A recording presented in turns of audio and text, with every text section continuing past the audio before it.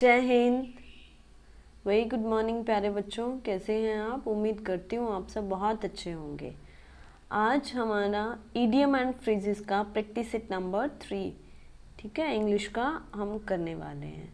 तो उसमें हमारा सबसे पहला ईडियम क्या है? Once in a blue moon. Once in a blue moon means जो बहुत ही कम दिखाई देता है, ठीक है, जो क्या है, रेयरली। रेगुलरली डेली बेसिस हो गया ना, ऑफन मतलब ज़्यादातर हो गया, वंस इन ए फोर्टनाइट मतलब 15 दिन में एक बार दिखाई देगा ही देगा। और जब आप ये कह रहे हो once in a blue moon, it means rarely, बहुत कम, कभी कभार टाइप से, ठीक है। तो आपका करेक्ट आंसर क्या है? Option C is your correct answer. Now move to the next, put off. Put off का मतलब होता है बच्चों पोस्टपोन कर देना किसी चीज़ को ना, पोस्टपोन करना। Cancel no, advanced no, announce घोषणा करना। एडवांस मतलब आगे कर देना थोड़ा उसको, कि आप नहीं पहले ही कर दिया आपने। एडवांस मतलब उसको आगे से, मतलब आपने पहले से ही उस काम को कर दिया। नो। कैंसिल करना, नो। पोस्टपोन मतलब स्थगित कर देना थोड़ी देर के लिए, कि आप उसको बाद में करने वाले। Now next, fair weather friends मतलब ऐसे, अब आप इस इडियम को ऐसे समझो कि ऐसे दोस्त जो साफ मौसम में हमारे साथ रहते हैं, मतलब वेदर अच्छा है तो हमारे साथ है, मतलब जब हमें कोई परेशानी नहीं होती तब हमारे साथ होते हैं। तो जब परेशानी होगी तब क्या होगा? तब वो आपको छोड़ के चले जाएंगे। तो फेयर वेदर फ्रेंड्स का मतलब क्या है यहाँ पे बच्चों? इसका मतलब है friends who desert you in difficulties. Desert का मतलब होता है बच्चों छोड़ना, ठीक है। डिजर्ट का मतलब होता है छोड़ना, ठीक है। और जब डबल एस वाली डिजर्ट आता है तो उसका मतलब होता है स्वीट, स्वीट डिश, ठीक है। तो हम नेक्स्ट पे चलते हैं। टू स्मेल अ रेट मतलब कुछ सस्पिशियस फाउंड कर लेना।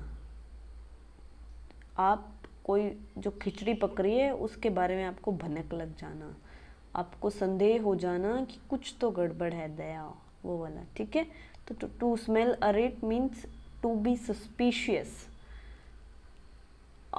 इसका ऑप्शन कौन सा करेक्ट है? ऑप्शन डी इसका करेक्ट आंसर है इडियम नंबर 4 का। A bone of contention. Contention होता है बच्चों झगड़ा, ठीक है। कंटेंशन का मतलब होता है बच्चों झगड़ा।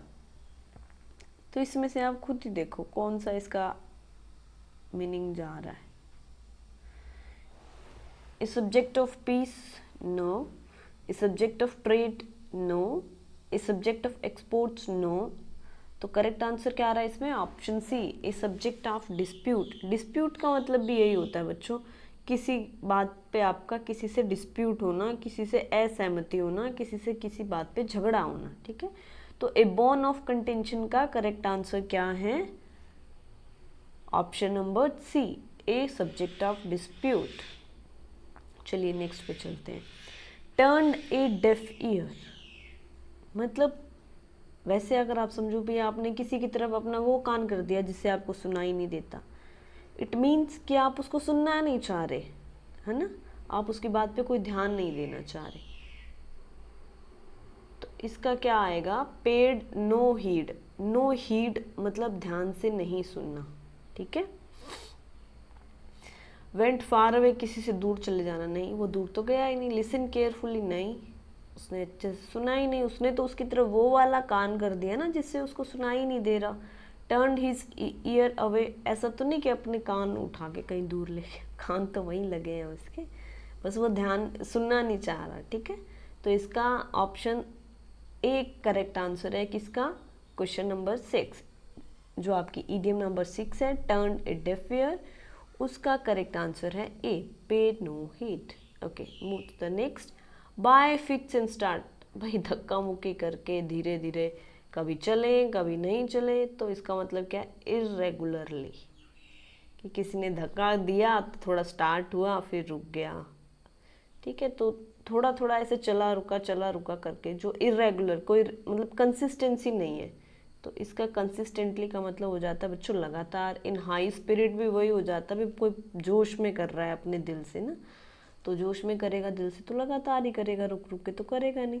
एंथुसियास्टिकली मीन्स कि आप जोश से कर रहे हो, पर यहाँ आपका क्या मतलब है, बाय फिट्स एंड स्टार्ट्स, कि इरेगुलरली कर रहे हो, आप अनियमित रूप से कर रहे हो। तो आपका आंसर बी जो है वो इसका करेक्ट रहेगा।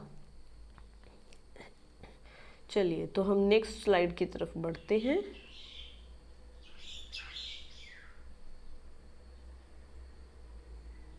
नेक्स्ट क्या है, a man to the street, sorry a man on the street, मतलब एन ऑर्डिनरी पर्सन, एक आदमी जिससे हर कोई आसानी से बात कर सकता है, ठीक है, जो इजीली अवेलेबल है, जो बहुत एक आम आदमी की तरह रहता है, ठीक है, या आप ये कह सकते हो एक आम आदमी, an ordinary person. Illiterate person इसका आंसर नहीं होगा क्योंकि ये something related to education, no. Unknown person नहीं, स्ट्रेंजर भी नहीं, क्योंकि ये दोनों सिमिलर मीन दे रहे हैं, ठीक है।